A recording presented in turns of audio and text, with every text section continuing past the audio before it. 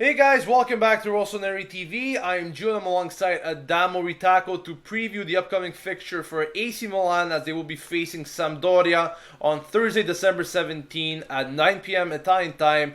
Match valid for the round of 16 for the Coppa Italia. And like I mentioned several times, this is definitely not a competition where Milan need to undervalue, as it could be their salvation, their key to Europe really for next season, as their inconsistency has proven from time and time again in the Serie A, where really they've been getting terrible results like we see in the previous few weeks against Carpi, Hellas Verona, and even Crotone themselves in the fourth round of Coppa Italia, where they had to leave it late to get the game winner. So Milan definitely need to go as far as possible in this competition, and they're playing a side like Sampdoria, which themselves haven't done too well in recent weeks. They still haven't picked up a win under Montella. However, yesterday in their game against Lazio, they did manage to pick up a late-minute equalizer. And that's definitely going to give them a big morale boost coming into this game, especially as they're playing in front of their own fans in a competition like the Coppa Italia, which themselves know that it's very important for them if they want to make Europe, as I don't think they will via the Serie A. So it's definitely a big match for both of these teams. But we played Sampdoria just a few weeks ago, and I don't believe that's going to be the same case where we trash them easily 4-1 at the San Siro. I think it's going to be a much more cautious approach from Sampdoria, and they definitely need to avoid embarrassment once again, as they will want revenge. Adamo, how do you think Milan will approach this game, knowing that really Mihalovic's lifeline could be up for grabs for this Milan side, as Berlusconi has once again criticized him and the team due to these past performances? Well, I mean, there's definitely some sort of mental defect going on in Milan.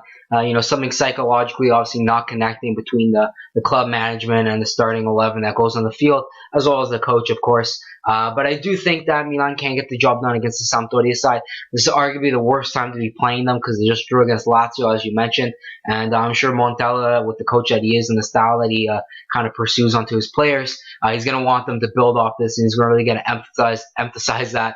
And Milan, they're in a position where they're completely inconsistent and not able to pick up the pace, and in a complete panic, which I think is one of the main reasons why they're so inconsistent, because they just work off their instincts rather than actually thinking of a possible plan and a way to move forward. They just keep taking steps back.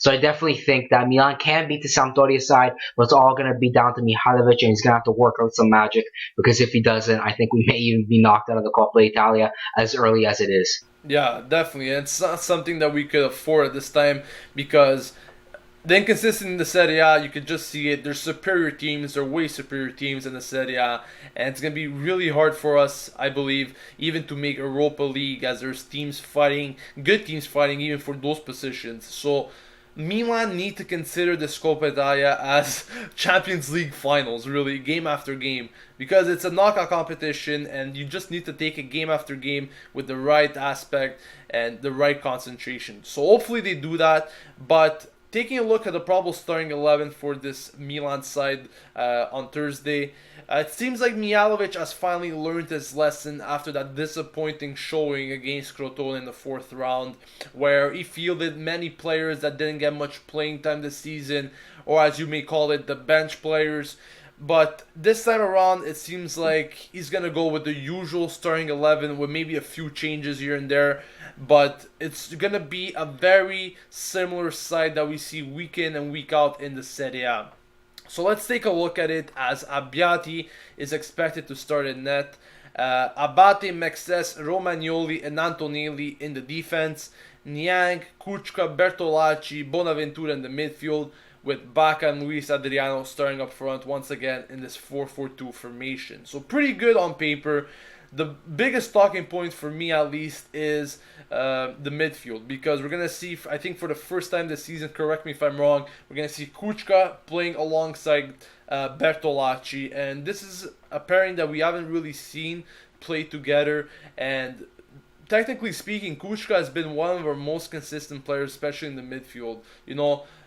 He goes always with a fight, always with the aspect of winning. He has that winning mentality. And Bertolacci, he hasn't played in recent weeks, but against Verona, when he came on, you kind of see you could have saw really that impact that he made. Maybe not right away, but you could definitely see that he facilitated the maneuver for Milan, and definitely something that Montolivo wasn't able to do all game. So how do you think this lineup could fare against Sampdoria on Thursday? Do you think that we could get a positive result? Do you think we could progress in this competition with it? Well, as you mentioned, there's players coming back as Bertolacci and Antonelli. I think Antonelli is going to be a big player for Milan. You know, De Sciglio in the past seasons he's been okay, but recently he's been very, very shaky. And I think he needs that kind of wake up call to show him that you're not doing that great or as good as you may think. Because Antonelli, when he plays, he does way better than De Sciglio. It's hard to admit because I'm a big De Sciglio fan, but if he's underperforming, there's nothing that you can say about that. But I do think Antonelli is far better than De Sciglio, at least at the moment, much less unpredictable. But for Bertolacci, it's very, very good to see him in the starting 11 next to Kuchka. Kuchka, as embarrassing as it sounds, has arguably been, as you mentioned, our most consistent and one of our best midfielders. But you can't deny the guy's playing very, very well. He's much more mobile than the likes of De Jong and Montolivo. It's definitely not his biggest asset, but at least he won't get caught on the break as much as the players I just mentioned recently. But with Bertolacci, I do think that as well as him, he's way more mobile than Montolivo. In past games, we saw Montolivo and De Jong starting in that midfield, which is pretty much the opposite of mobile. They're just two cinder blocks. They just sit in the middle of the midfield and just do their roles from one position. De Jong will try to break some guy's leg from one spot in the midfield, and Montolivo will try to play a pass from one spot in the midfield because they're either too old or can't move as quick as some of the younger guys in the squad. So it's definitely good to see the likes of Bertolacci and Antonelli on the side, and hopefully they can give Milan the kind of rejuvenation, I guess you could say, to beat this Sampdoria side in the Coppa Italia. Yeah, definitely. Let's hope for the best for this starting 11. I'm pretty confident with it, but once again, it's going to come down to how Milan prepare and approach this game with that psychological concept. Because if they do like they did in the past few games, then I'm afraid we will be knocked out of this competition this early.